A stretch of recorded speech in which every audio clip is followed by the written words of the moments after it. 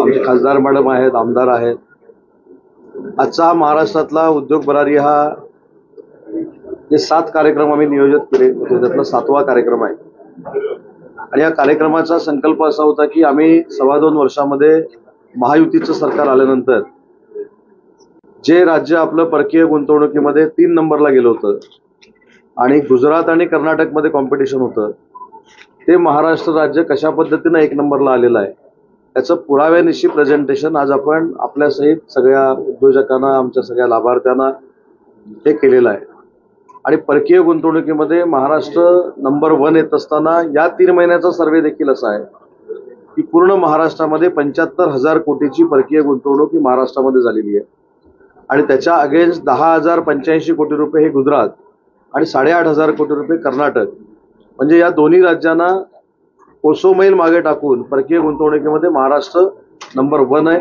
याचं कारण महायुतीच्या सरकारच्या माध्यमातून माननीय शिंदे साहेब असतील, देवेंद्रजी असतील, अजितदादा असतील, त्यांच्या नेतृत्वाखाली सकारात्मक मैत्रीसारखे कायदे आम्ही जे उद्योग जगतामध्ये आणले त्याच्यामुळं मला असं वाटतं की आम्ही तिथपर्यंत पोहोचू शकलो. मुख्यमंत्री रोजगार निर्मिती योजनेमध्ये दर वर्षाला 4,000 4,500 आम्ही उद्योजक बनवायचो, पण या 2 वर्षामध्ये दोन्ही वर्षाची बेरीज जर केली तर 32,700 नवीन उद्योजक बनवण्यामध्ये आम्ही यशस्वी झालो. आज महाराष्ट्र विश्वकर्मा योजनेमध्ये देशात 1 नंबरला आहे. जवळजवळ 12.5 लाख ते 13 लाख अर्ज विश्वकर्मा योजनेतनं जमा झालेले आहेत. त्यातल्या 50% लाभार्थ्यांना आपण किट वाटप केलेलं आहे. त्याच्यामुळे प्रत्येक योजना लोकांपर्यंत अतिशय चांगल्या पद्धतीनं पोहोचली पाहिजे यासाठी आम्ही अहोरात्र मेहनत घेतलेली आहे. या जळगाव जिल्ह्यामध्ये उद्योग परिषद नावाचा 1 वर्ष जो आम्ही कार्यक्रम सुरू केलेला होता त्याच्यातनं 3,500 कोटी ते 4,000 कोटी एक्सपान्शनमध्ये इन्व्हेस्टमेंट झालेली आहे. त्याच्यामुळं जे कोण टीका करतात की उद्योग गुजरातला गेले, कदाचित त्यांच्या शालेय शिक्षणामध्ये देशात एकच राज्य आहे असं त्यांनी पाठ केलेलं असल्यामुळे गुजरातला गेले. गुजरातला कुठचाही प्रकल्प गेलेला नाही. त्याच्या संदर्भात आम्ही व्हाईट पेपर विधानसभेमध्ये काढलेला आहे आणि त्या व्हाईट पेपरवर आर्ग्युमेंट देखील विरोधकांनी विधानसभेमध्ये केलं नाही. याचा अर्थ व्हाईट पेपरला चॅलेंज देण्याची ताकद आणि कुवत ही देखील त्यांच्यामध्ये राहिलेली नाही. प्रत्येक गोष्टीमध्ये फेक नरेटिव्ह सेट करायचा आणि लोकांमध्ये संभ्रम निर्माण करायचा अशा पद्धतीची भूमिका त्यांची आहे. आणि इथं जळगावमध्ये येऊन पत्रकार परिषद घेत असताना अजून एक मला आनंदाची बाब आपल्याला सांगायची आहे. गिरीश भाऊ देखील इथे आहेत, पाटील साहेब आहेत.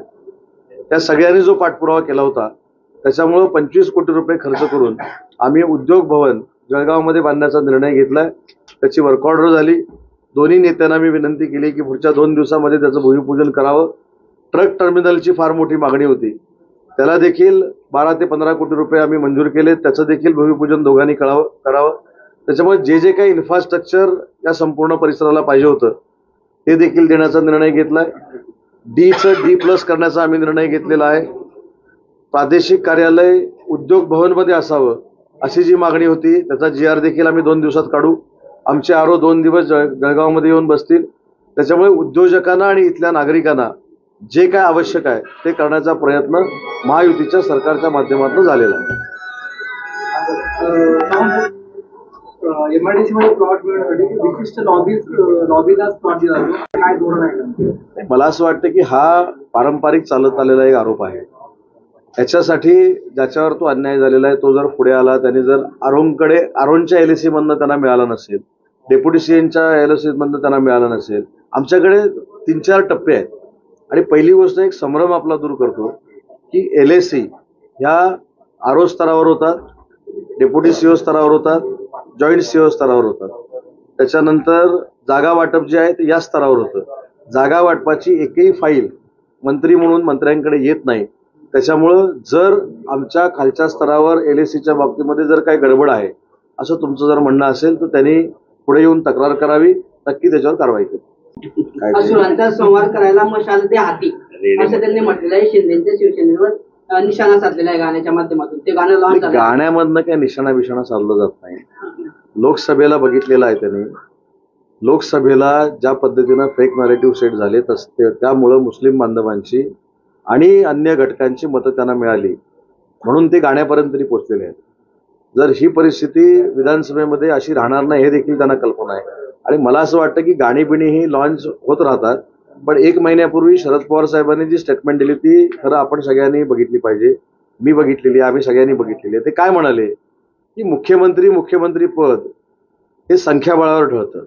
पहिलं संख्याबळ येऊ दे, म्हणजे संख्याबळ येण्याची खात्री नाही. दुसरं ते असं म्हणाले की कुठच्याही पक्षाच्या माणसानं मुख्यमंत्री मी होणार आहे असं समजून चालणार नाही, म्हणजे तुम्हाला कोण मुख्यमंत्री नाही हे लक्षात आलं. आणि तिसरं म्हणाले जर संख्याबळ आलंच तर जे इच्छुक आहेत तेच मुख्यमंत्री होतील याची गॅरंटी नाही. त्याच्यामुळे गाणी किती लॉन्च झाली तरी पवार साहेबांनी याचं उत्तर दिलेलं आहे. भविष्यात पोवाडा होतो. नाही, महाविकास आघाडीमध्ये फूट पडेल न पडेल हा त्यांचा प्रश्न आहे. पण हा प्रश्न कधी येतो, ज्यावेळी सत्ता येईल तेव्हा ना. पहिलं संख्याबळ आलं पाहिजे. आणि महायुतीच्या आम्हाला सगळ्यांना कॉन्फिडन्स आहे की आम्हीच परत सत्तेवर येणार, तेव्हा त्यांच्या मुख्यमंत्री पदाचा आम्हाला विचार करण्याची आवश्यकता आहे. सामान्य लक्ष्मण हाकेंनी म्हटलंय की जे नागरिकांनी दारू फुटवाले मंत्री ठरतात बरे एकनाथ शिंदेच्या मंत्रिमंडळात आहे असं लक्ष्मण हाकेंनी म्हटलंय औरंगाबाद. लक्ष्मण हाकेने काय म्हटलं याच्यावर मी प्रतिक्रिया दिली पाहिजे असं काय माझ्यावर बंधन नाही.